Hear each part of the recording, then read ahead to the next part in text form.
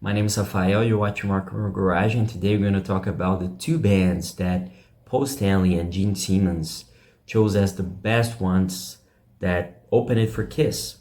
But first, please subscribe to the channel, like the video, leave your comment below, and if you want to read more about this, you can go to the description and read the article we wrote about it.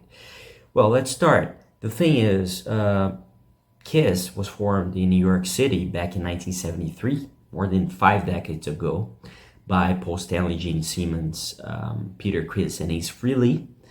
And especially in the 70s, obviously over the decades, they had many incredible bands as their opening acts. But especially in the 70s, they had, an incredible list. Let me read just a few bands that opened it for Kiss, and you're gonna be mind-blown about. Tom Petty opened it for Kiss. Uriah Heep, Ted Nugent, Bob Seger, AC/DC, Rush, Judas Priest, Sammy Hagar, Iron Maiden, Motley Crue, Bon Jovi, Anthrax, Guns N' Roses, Alice in Chains, Rage Against the Machine, and Rammstein. I mean, you can't count that in two hands. It's just an incredible amount of great bands that opened it for Kiss. So, to answer that question is really tough. Which is the best band that opened it for Kiss?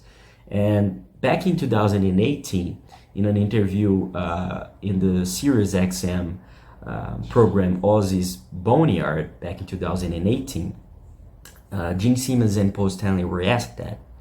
And Gene's answer was AC/DC.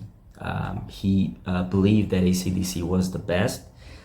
And we're gonna read together what was his answer. We transcribed that interview in the video.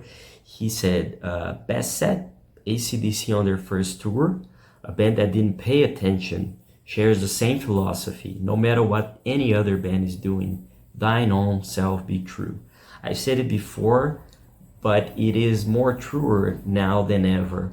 A lot of people look the same and act the same and do the same thing. Rap, country, there's a lot of sameness going on.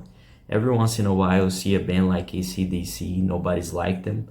We'd like to think that they're unique in that way too. Unique to have their own fingerprint because Mother Nature knows best. There's no other fingerprint on earth like us, and bands should march to the beat of their own drummer. See what I did that? And then he pointed to Eric Singer, who was the Kiss drummer, right? And that was Gene Simmons' choice. It was AC/DC, and certainly, AC/DC opened it for them in the 70s, in the late 70s, when the band had that incredible lineup with Bon Scott. And Gene Simmons had a chance to watch their show before that in a small club in the United States before they were big.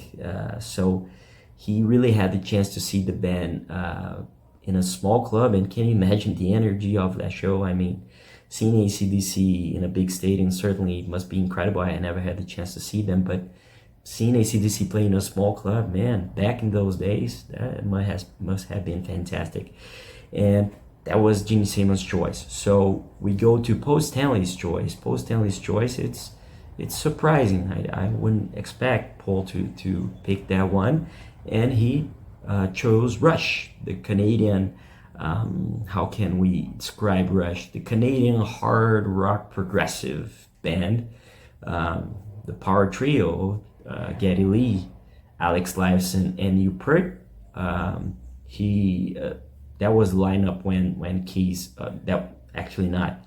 They opened it for Rush when they still had John Rutsey, the original drummer who was part of that first album. They were promoting the first Rush album, which was released in 1974. Yeah, the same year,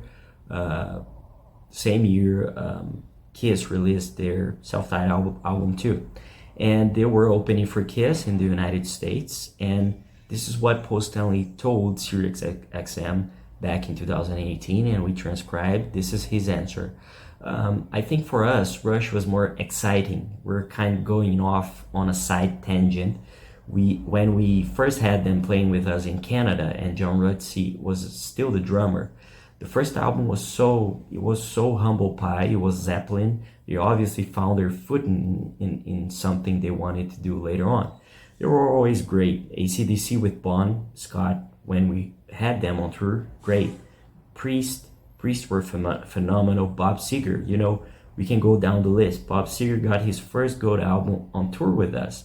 Mellencamp, John Cougar Mellencamp, Tom Petty, the list goes on and on.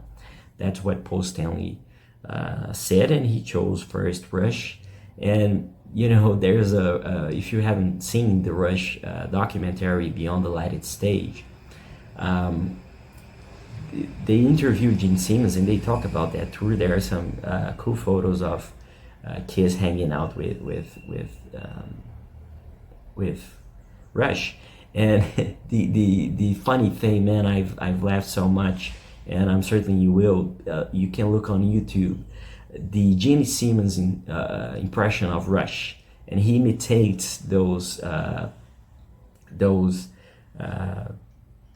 you know, high Geddy Lee vocals, and he also does a Newport impression, which is like brrr, brrr. That's the drumming impression he makes, and when talking about the late legendary Newport, who was one of the greatest drummers of all time, and it's really funny. You should check it out. That one, you're gonna, you know, it's gonna brighten up your day. It's great. And that's it. I hope you liked the video. Don't forget to subscribe to the channel. Please like the video and leave your comment below. Tell me what you think. If you agree, if you had the chance to see those bands live or not. And that's it. Visit rockandrollgarage.com too. Okay? See you later, and thank you for watching.